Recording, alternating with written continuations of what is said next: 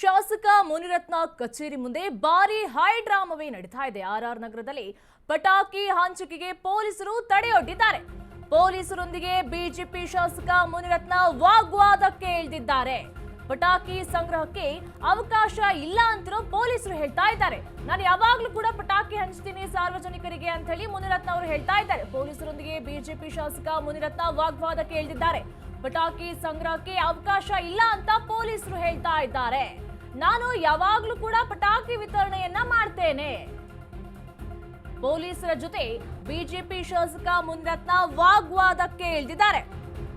ಪಟಾಕಿ ಕೊಡೋವರೆಗೂ ಹೋಗಲ್ಲ ಅಂತ ಹೇಳಿ ಜನರು ಆಕ್ರೋಶಕ್ಕೆ ಇಳಿದಿದ್ದಾರೆ. ಉಚಿತವಾಗಿ ಪಟಾಕಿಯನ್ನೇ ಹಂಚ್ತೀನಿ ನಾನು ಯಾವಾಗ್ಲೂ, ಈಗ ಯಾಕೆ ಈ ರೀತಿಯಾಗಿ ಮಾಡ್ತಿದ್ದೀರಾ ಅಂತ ಹೇಳಿ ಶಾಸಕ ಹೇಳ್ತಾ ಇದ್ದಾರೆ. ಪಟಾಕಿ ಕೊಡೋವರೆಗೂ ಕೂಡ ನಾವು ಹೋಗಲ್ಲ ಅಂತ ಹೇಳಿ ಜನರು ಆಕ್ರೋಶಕ್ಕೆ ಒಳಗಾಗ್ತಾ ಇದ್ದಾರೆ.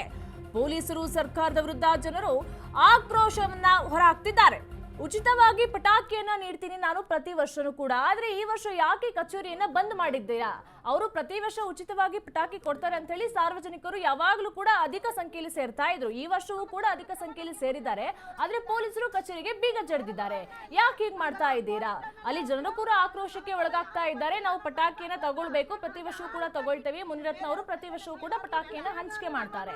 ಆದ್ರೆ ಈ ವರ್ಷ ಯಾಕೆ ಪಟಾಕಿಯನ್ನ ಕೊಡ್ತಿಲ್ಲ ಅಂತ ಹೇಳಿ ಸಾರ್ವಜನಿಕರು ಕೂಡ ಸರ್ಕಾರದ ವಿರುದ್ಧ ಆಕ್ರೋಶಕ್ಕೆ ಒಳಗಾಗಿದ್ದಾರೆ. ಮುನಿರತ್ನ ಅವರು ಕೇಳ್ತಾ ಇದ್ದಾರೆ, ಪ್ರತಿ ವರ್ಷವೂ ಕೂಡ ನಾನು ಹಂಚ್ತೇನೆ, ಆದ್ರೆ ಈ ವರ್ಷ ಏನಾಗಿದೆ? ವೆಹಿಕಲ್ ಅಲ್ಲಿ ಬಂದು ಇಟ್ಕೊಂಡು ಹಂಗೆ ಕೊಡೋಣ, ಅದು ತಪ್ಪು ಅಂತೀರಿ? ಆಯ್ತು, ನೀವು BBMP ಅವರು ಎಲ್ಲಿ ಶೆಡ್ಗಳು ಕೊಟ್ಟಿದ್ದಾರೆ ಅಲ್ಲಿಂದ ಒಂದು ಕುಟುಂಬಕ್ಕೆ ಸಹಾಯ ಮಾಡೋಕೆ ತಗೊಂಡೋಗಿ ಕೊಡೋದು ಅದು ತಪ್ಪು ಅಂತೀರಲ್ಲ. ಇದು ಬಹಳ ವಿಚಿತ್ರವಾಗಿದೆ. ಇದು ಬಹಳ ವಿಚಿತ್ರ. ಮಾರಾಟ ಮಾಡಲ್ಲ, ಸಹಾಯ, ಇದನ್ನ ತಪ್ಪು ಅಂದ್ರೆ ಹೆಂಗೆ? ಕಾನೂನು ಏನು ಅವಕಾಶ ಇದೆ? ಬಿಲ್ ವಿತೌಟ್ ಬಿಲ್ ಅಂತ ಇರಲ್ಲ. ಇನ್ನು ಮುಂದಕ್ಕೆ ನಾವು ಇದು ಚರ್ಚೆ ವಿತೌಟ್ ಬಿಲ್ ಅಂತೂ ಇಲ್ಲ. ವಿತೌಟ್ ಬಿಲ್ ಅಂತೂ ಇಲ್ಲ.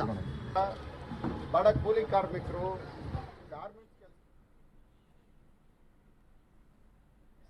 ಪ್ರತಿಯೊಂದು ಬಾರಿನೂ ಸಹ ಇದನ್ನ ಸಹಾಯ ಮಾಡ್ಕೊಂಡೇ ಬರ್ತಾರೆ.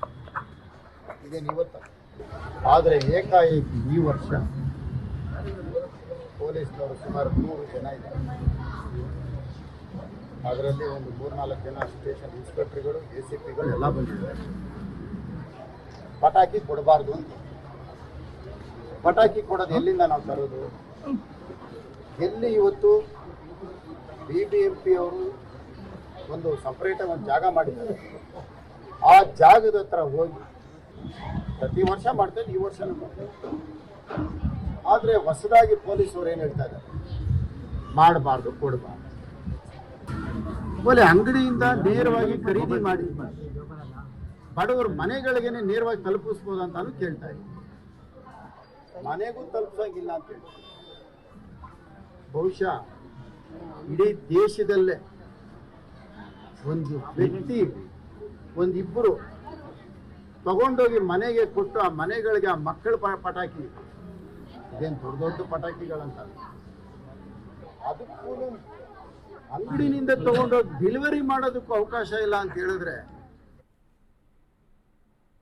ಇದ್ರ ಬಗ್ಗೆ ಹೆಚ್ಚಿನ ಮಾಹಿತಿ ಕೊಡ್ತಾರೆ ನಮ್ಮ ಪ್ರತಿನಿಧಿ ವಿವೇಕ್.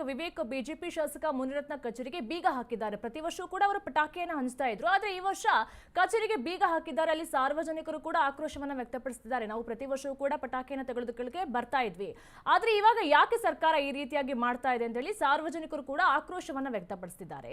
ಏನಿದೆ ಇದ್ರ ಬಗ್ಗೆ ಹೆಚ್ಚಿನ ಡೀಟೇಲ್ಸ್ ವಿವೇಕ್? ನಿರೀಕ್ಷಾ, ಮುನಿರತ್ನ ಅವರು ಮೊದಲಿಗೆ ಹೇಳ್ತಕ್ಕಂಥದ್ದು ಏನಂದ್ರೆ, ಪ್ರತಿ ವರ್ಷವೂ ಕೂಡ ನಾವು ಪಟಾಕಿ ಹಂಚುವ ಪ್ರತಿಕ್ರಿಯೆಯನ್ನ ಇಟ್ಕೊಂಡೇ ಬಂದಿದ್ದೀವಿ. ನಮ್ಮ ಯಾವ್ಯಾವ ಕ್ಷೇತ್ರಗಳಲ್ಲಿ ಅಂದ್ರೆ ಸಣ್ಣ ಪುಟ್ಟ ವಾರ್ಡ್ಗಳಿರ್ತಾವೋ, ಯಾರ್ಯಾರು ಬೇಡಿಕೆಯನ್ನ ಇಡ್ತಾರೋ ಅಂತ ಅವರ ಮನೆಗಳಿಗೆ ಪ್ರತಿ ವರ್ಷವೂ ಕೂಡ ಒಂದೊಂದು ಪಟಾಕಿ ಬಾಕ್ಸ್ ಅನ್ನ ಕೊಡುವಂತ ಪ್ರಕ್ರಿಯೆಯನ್ನ ನಾನು ಹಿಂದ ಕೂಡ ಮಾಡ್ಕೊಂಡ್ ಬರ್ತಾ ಇದ್ದೀನಿ. ಈ ವರ್ಷ ಕೂಡ ಅಷ್ಟೇ ಇಲ್ಲಿ ಲಕ್ಷ್ಮೀನಗರದಲ್ಲೂ ಕೂಡ ಪಟಾಕಿ ಇವತ್ತು ನೀಡೋದಕ್ಕೆ ಎಲ್ಲಾ ಆಯೋಜನೆಯನ್ನ ಕೂಡ ಮಾಡ್ಕೊಂಡಿದ್ವಿ. ಹಾಗಾಗಿ ಮತ್ತೆ ಇಲ್ಲೇ ಈ ಆಯೋಜನೆ ಮಾಡ್ಕೊಂಡಿದ್ದಂತ ಸಂದರ್ಭದಲ್ಲಿ ಬೆಳಗಿನ ಜಾವವೇ ಪೊಲೀಸರು ಕೂಡ ಅವರ ಕಚೇರಿಗೆ ಧಾವಿಸ್ತಾರೆ. ಆ ಕಚೇರಿಯ ಬೀಗವನ್ನ ತೆಗಿರಿ, ಒಳಗಡೆ ಪಟಾಕಿಗಳನ್ನ ಇಟ್ಟಿದ್ರೆ ನಾವು ನೋಡ್ಬೇಕಾಗಿರುತ್ತೆ. ಹಾಗಾಗಿ ನೀವು ಹಂಚೋ ಯಾವುದೇ ರೀತಿಯಾದ ಹಂಚೋ ಹಕ್ಕುಗಳು ಇಲ್ಲ ಇಲ್ಲಿ. ಈ ರೀತಿಯಾಗಿ ನೀವು ಹಂಚಬಾರದು ಸಾರ್ವಜನಿಕ ಸ್ಥಳಗಳಲ್ಲಿ. ಇದಕ್ಕಾಗಿ ಒಂದು ಸೂಕ್ತ ಸ್ಥಳವನ್ನು ಕೂಡ BBMP ಅವ್ರು ಕೊಟ್ಟಿರ್ತಾರೆ. ಆ ಸ್ಥಳದಲ್ಲಿ ನೀವು ಇಟ್ಕೊಂಡು ಹಂಚಬೇಕಾಗಿರುತ್ತೆ. ಆದ್ರೆ ನೀವು ಇಲ್ಲಿ ಬಂದು ಕಚೇರಿ ಹತ್ರ ಅಥವಾ ಸಾರ್ವಜನಿಕರು ಇರುವಂತ ಪ್ರದೇಶದಲ್ಲಿ ನೀವು ಹಂಚಬಾರದು. ಹಾಗಾಗಿ ಶಾಸಕರ ಕಚೇರಿಗೆ ಹಾಕಿರುವಂತ ಬೀಗವನ್ನ ತೆರವುಗೊಳಿಸಿ ಕೂಡಲೇ ನಾವು ಒಳಗೆ ಹೋಗಿ ನೋಡ್ಬೇಕಾಗಿರುತ್ತೆ. ಯಾವ್ಯಾವ ಅಂದ್ರೆ ಏನೆಲ್ಲ ಪಟಾಕಿ ಬಾಕ್ಸ್ ಗಳನ್ನ ಇಟ್ಟಿದ್ದೀರೋ ಅಥವಾ ಏನೆಲ್ಲ ಇಟ್ಟಿದ್ದೀರಾ ಅಂತ ನಾವು ನೋಡ್ಬೇಕಾಗಿರುತ್ತೆ. ಹಾಗಾಗಿ ಬೀಗವನ್ನ ತೆಗಿರಿ ಅಂತ ಒಂದಿಷ್ಟು ಒತ್ತಾಯನ ಕೂಡ ಪೊಲೀಸರು ಮಾಡಿದ್ರು. ಅದೇ ಸಂದರ್ಭದಲ್ಲಿ ಶಾಸಕರ ಕಚೇರಿಗೆ ಕೂಡ ಮುನಿರತ್ನ ಅವರು ಕೂಡ ಬರ್ತಾರೆ. ಅದೇ ಸಂದರ್ಭದಲ್ಲಿ ಪೊಲೀಸ್ ಅವರ ಜೊತೆ ಕೂಡ ಒಂದಿಷ್ಟು ಮಾತಿನ ಚಕಮಕಿ ಕೂಡ ನಡೆಯುತ್ತೆ. ಏನಂದ್ರೆ ನಾನು ಪ್ರತಿ ವರ್ಷ ಕೂಡ ಪಟಾಕಿಯನ್ನ ಹಾಕೊಂಡ್ ಬಂದಿದ್ದೀನಿ, ಯಾಕೆ ಈ ವರ್ಷ ಈ ರೀತಿಯಾಗಿ ಮಾಡ್ತಿದ್ದೀರಾ, ಇದೇನಾದ್ರೂ ಟಾರ್ಗೆಟ್ ಅಥವಾ ಏನಾದ್ರೂ ನನ್ನ ಮೇಲೆ ಇರ್ತಕ್ಕಂಥ ದ್ವೇಷಕ್ಕೆ ಈ ರೀತಿಯಾಗಿ ನಡೀತಿದೆಯಾ, ಯಾಕೆ ನೀವು ಹಂಚೋದಕ್ಕೆ ಅವಕಾಶ ಕೊಡ್ತಿಲ್ಲ, ನಾನೊಂದು ಸಾರ್ವಜನಿಕರಿಗೆ ಉಪಯೋಗ ಆಗುವಂತೆ ಒಂದು ಸಹಾಯವನ್ನ ಮಾಡ್ತಿದ್ದೀನಿ, ಮನೆ ಮನೆಗೆ ಹೋಗಿ ಕೊಡುವಂತ ಕೆಲ್ಸಕ್ಕಾದ್ರೂ ಮುಂದಾಗ್ತೀವಿ ಅಥವಾ ಒಂದೇ ವಾಹನದಲ್ಲಿ ತಂದು ಎಲ್ಲಾದ್ರೂ ನಿಲ್ಸ್ಕೊಂಡು ಕೊಡುವಂತ ಕೆಲ್ಸಕ್ಕಾದ್ರೂ ಮುಂದಾಗ್ತೀವಿ ಅಂತ ಹೇಳಿದಂತ ಸಂದರ್ಭದಲ್ಲೂ ಕೂಡ ಅಷ್ಟೇ ಪೊಲೀಸ್ ಅವ್ರದ್ದು ಯಾವುದೇ ರೀತಿಯಾಗಿ ಒಪ್ಪಿಗೆಯನ್ನ ಕೂಡ ಕೊಡೋದಿಲ್ಲ. ಈ ರೀತಿಯಾಗಿ ಸಾರ್ವಜನಿಕ ಸ್ಥಳಗಳಲ್ಲಿ ನೀವು ಪಟಾಕಿಯನ್ನ ಹಂಚೋದಕ್ಕೆ ಈ ಸರ್ಕಾರ ವಿರುದ್ಧ ಇದೆ, ಈ ರೀತಿಯಾಗಿ ಹಂಚೋದು ಯಾವುದೇ ರೀತಿಯಾಗಿ ಸರಿಯಲ್ಲ ಅಂತ ಪೊಲೀಸ್ ಅವರು ಒಪ್ಪದೇ ಇಲ್ಲ. ಆ ಸಂದರ್ಭದಲ್ಲೂ ಕೂಡ ಇಲ್ಲೇ ಸಾರ್ವಜನಿಕರು ಅಥವಾ ಸ್ಥಳೀಯರೇನು ಮುನಿರತ್ನ ಬೆಂಬಲಿಗರು ಇರ್ತಾರೆ ಅವರು ಕೂಡ ಒಂದಿಷ್ಟು ವಿರೋಧವನ್ನ ವ್ಯಕ್ತಪಡಿಸ್ತಾರೆ. ಪೊಲೀಸ್ ಅವರ ವಿರುದ್ಧ ಆಗಿರ್ಬೋದು ಮತ್ತು ಸರ್ಕಾರದ ವಿರುದ್ಧ DK ಶಿವಕುಮಾರ್ ಅವರ ವಿರುದ್ಧ ಇಷ್ಟು ಜನರ ವಿರುದ್ಧ ಆಕ್ರೋಶವನ್ನ ಹೊರ ಹಾಕ್ತಾರೆ. ನಮಗೆ ಸಹಾಯ ಅಂತ ನಿಂತಿದ್ದೆ ಅಂದ್ರೆ ಕೋವಿಡ್ ಸಂದರ್ಭದಲ್ಲಿ ಆಗಿರ್ಬೋದು, ಯಾವಾಗ್ಲೇ ಆಗಿರ್ಬೋದು, ನಮಗೆ ಸಹಾಯಕ್ಕೆ ಅಂತ ನಿಂತಿರೋದೇ ನಮ್ಮ ಶಾಸಕರು ಮುನಿರತ್ನ. ಅವರಿಗೆ ಯಾಕೆ ಈ ರೀತಿಯಾಗಿ ಪಟಾಕಿ ಹಂಚೋದಕ್ಕೆ ವಿರೋಧ ವ್ಯಕ್ತಪಡಿಸ್ತಿದ್ದಾರೆ? ಹಾಗಿದ್ರೆ ಅವರೇ ಕಾಂಗ್ರೆಸ್ ಸರ್ಕಾರದವರು ಬಂದು ಹಂಚಲಿ ಪಟಾಕಿಯನ್ನ ಅಂತ ಒಂದಿಷ್ಟು ವಿರೋಧ ವ್ಯಕ್ತಪಡಿಸಿದ್ದಾರೆ. ಜೊತೆಗೆ ಮುನಿರತ್ನ ಅವರು ಕೂಡ ಅಷ್ಟೇ ಮೊನ್ನೆ ನಡೆದಂತ ಇನ್ಸಿಡೆಂಟ್, ಮೊನ್ನೆ ಅಷ್ಟೇ ಏನು ಪಾರ್ಕ್ ನಲ್ಲಿ JP ಪಾರ್ಕ್ ನಲ್ಲಿ ನಡೆದಂತ ಇನ್ಸಿಡೆಂಟ್ ಅನ್ನ ಕೂಡ ಇಟ್ಕೊಂಡು ಒಂದಿಷ್ಟು ಆರೋಪಗಳನ್ನ ಕೂಡ ಮಾಡಿದ್ರು. ಮತ್ತೆ ಸರ್ಕಾರದವರು ನನ್ನ ಮೇಲೆ ಮುಗಿಬೀಳ್ತಾ ಇದ್ದಾರೆ, ಕುಸುಮರನ್ನ ಶಾಸಕಿಯಾಗಿ ಮಾಡೋದಕ್ಕೆ ಈ ರೀತಿಯಾಗಿ ಟಾರ್ಗೆಟ್ ಮಾಡಲಾಗ್ತಿದೆ ಅಂತ ಮತ್ತೆ ಮುನ್ನೆಲೆಗೆ ತಂದ್ರು. ನಿರೀಕ್ಷಾ. ಥ್ಯಾಂಕ್ ಯು ವಿವೇಕ್, ನಿಮ್ಮೆಲ್ಲ ಮಾಹಿತಿಗಾಗಿ.